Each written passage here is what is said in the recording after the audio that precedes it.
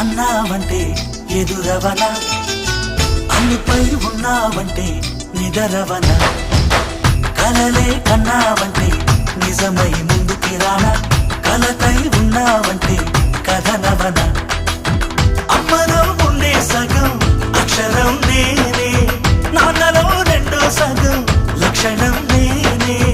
అమ్మ తోడు నాన్న తోడు అన్ని నీకు అన్నే చూడు, చెల్లిపోని బంధం నేనమ్మా, చిటి చెల్లెమ్మా, వెళ్ళిపోని చుట్టం నేనమ్మా.